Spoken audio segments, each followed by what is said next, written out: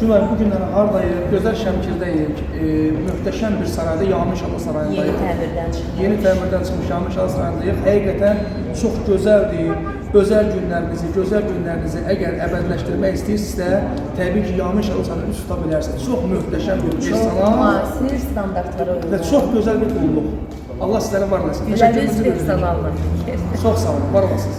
Dostluğuna yer bir kere, gel beni sen